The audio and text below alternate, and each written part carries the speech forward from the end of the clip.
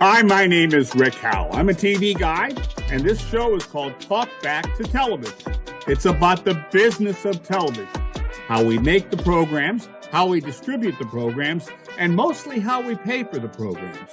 Because if we can't pay for the shows, there's nothing to watch. Stay tuned.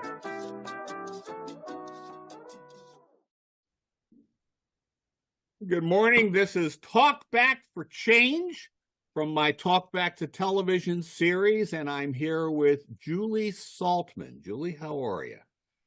I am excited. How are you, Rick? I am doing very well. Now, you are a Broadway producer type, and tell us a little bit about that, but then we're going to dive right into what you're doing that is going to just change people's minds. So what do you do professionally? Okay, I am a Broadway producer and costume designer, and I am developing, well, it's been 9 years in the coming, a show called Taking Wing, and it's going to be the biggest technology show on Broadway. It's totally fandom, Griffins, Phoenix, Flutterby Fairies, and it's all about how it doesn't take goods to do good. And in the end, everyone learns a lesson, so it's not happily ever after, it's hopefully ever after. And every single day that and we won for best script in 2021. Okay. And it's going to be a VR experience. It's going to be an animated film. It's going to be, each character is going to have its own children's book. And of course, it is going to be a very splashy Broadway musical. Wowie, kazowie. Okay, now, that is about as high tech as you can get. Yeah. But we're going to talk now about something that was about as low tech as you can get in television, and that is the Mr. Rogers Show. And you're doing some work with an organization that's endorsed by the family and the organization. So tell us a little bit about what you're doing with Mr. Rogers and why. Okay. Well, in the immediate future, I am part of the conference that happens the first week of April in Orlando, called the Mr. Rogers Week of Kindness. Okay. And it will have lots of events and lots of talkbacks in the theme of, Mr. Rogers. There's going to be a Mrs. Rogers high tea. Yes, exactly the way it's there's going to be a day where they're going to show clips of cast and crew from the years. Each one of us is going to be interviewed for an hour. It's going to be a podcast and we're going to be filmed. I'm hoping it's going to be streamed as well. All right. There's going to be a big concert on Friday night of all the music of Mr. Rogers. And there are going to be all kinds of talks throughout the weeks and, of what we can do moving forward to bring his messages and his teachings to today, because they are still very relevant. Very relevant and very needed. Okay. This is in the first week of April, right? Yes. All right. Yes. And I'm going to make sure you're going to get me the information and the links and whatever I can post up and promote and let people see and participate in this as much as possible. But now Absolutely. You told me before we get into the real messaging, you told me you're going to be wearing a very special hat the quote unquote high tea. And I will confess that I've never been to a high tea in my life, and the hats I wear have a tendency to be simply mundane. But anyway, the hat has what on it? It is going to have the trolley on it. Now, I am all week, I'm going to be in red and gold because I will be emulating the trolley, because my life, I am always going into the land of make-believe. Sometimes I'm going into the land of can't believe, but for the most part, it's land of make. And I am a costumer, and when I show up to things in New York City or whatever else, like, I understand why you think my having a trolley on my head is a little, out there, but it's what's expected of me. So I'd be letting a lot of people down if I wasn't emulating the trolley and doing something that, like this. All right. Now, speaking of trolleys, you have a very special trolley right next to you there. Let's spin our camera around. Ding, so we can see. Ding, ding, ding, ding. Now, that is the Mr. Rogers neighborhood trolley. Yes, a replica. It's not the one in the Smithsonian. But it's signed? It is signed. It is signed. I was in the neighborhood from 1995 to 1998. And Mr. Rogers signed this for me in 1998 which happens to be the year that the Tom Hanks movie takes place. Was set. Okay. Now, what were you doing in the neighborhood from 95 to 98? Oh, I was working in the land of make believe. I was doing props and costumes, and I was painting dots on the floor and making little puppet costumes. Um, when we did the interior, I was more of the kitchen stuff, like the props with that, and I was in charge of the fish tank for a little while. And my friends used to bribe me because they wanted to feed Mr. Rogers fish. So I had to be the Jewish girl telling them there was no Santa Claus, because I'm like, you do realize we're 25. This show is 33 years old. These fish are from down the block. These are not 33-year-old fish. And they get very upset with me, but it was true. So yeah, that was and in the documentary, Won't You Be My Neighbor, I'm in it 10 seconds, don't blink, moving the fish tank. Really? So yeah, so those stories actually came back of I never let them feed the fish. So yeah, I'm in the documentary.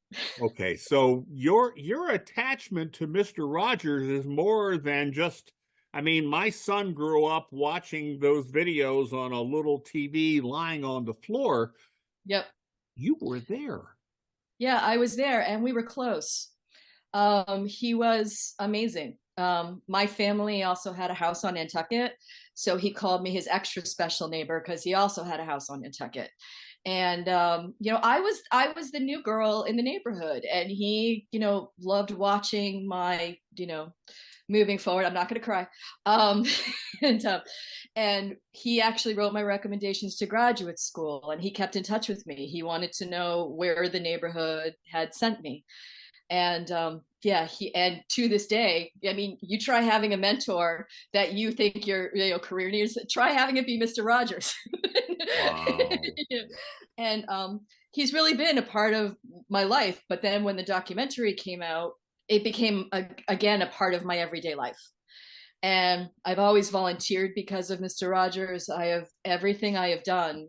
And my show that has taken so many hard topics out, I always wonder what he would think of it, because he was all about having the hard conversations, and I'm all about, I took it all out so that everyone will love it and everyone will enjoy it. There's no race, there's no gender, there's no black or white, violence, or romantic relationships. I mean, I know he'd be proud of me, but again, even if people from the neighborhood came and saw it, they can't speak for Fred. They would never tell me what Fred would think of it, but right. That is my goal, to have David Neville, Mr. McFeely, and Hedda and all of them come see my opening night someday. It's just magical that you worked with Fred Rogers and you worked on that show. I've never known anybody who knew him personally. That's just people amazing. Give me a hard time all the time when I go, "Oh my God, you worked for Bradley Cooper, you worked for this." Julie, you worked for Mr. Rogers. We don't want to hear it. I'm like, okay.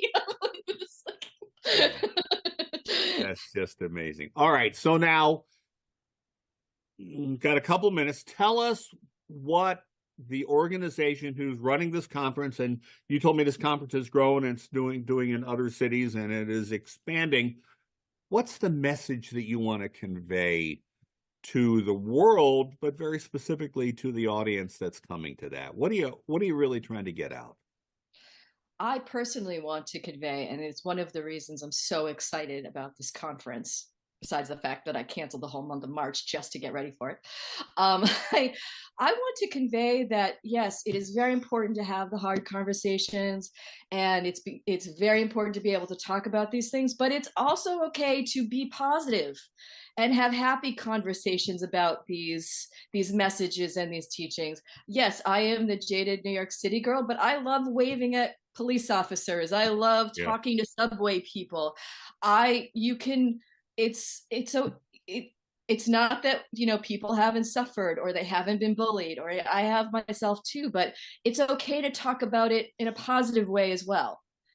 And I'm hoping going to this, I can convey, yes, again, I am the jaded New Yorker, but it's, you don't have to be a victim. You can turn that around and talk about it positive and what good has come out of it. And that's really how I want my life from, before the conference and after the conference moving forward. I want to be able to find the good in the bad.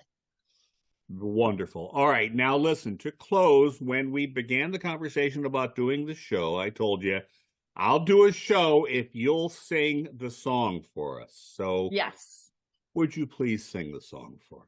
Okay, but disclaimer, it's not really a beautiful day here. So just in general. Okay. It's okay. It's a beautiful day in the neighborhood, a beautiful day for a neighbor. Won't you be mine? Could you be mine? I have always wanted to have a neighbor just like you. I've always wanted to live in the neighborhood with you. So let's make the most of this beautiful day.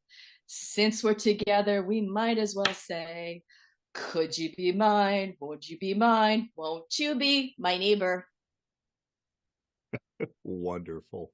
Julie Salton, that is just inspirational for all of us.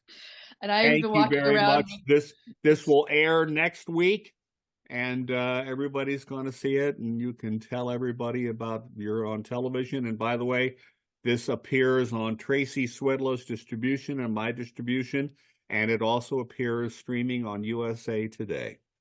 Oh, wow. So I can't tell you exactly when it's going to be there, but people are going to hear you singing on television, kiddo. And I can't be any worse than everybody else on the planet that sung that song. All right. Thank you very much. Take care. Bye-bye. Thank you, Rick. Bye. The point is getting to the point fast with news that helps you get more from reading less. The point is hearing the nation on your morning commute.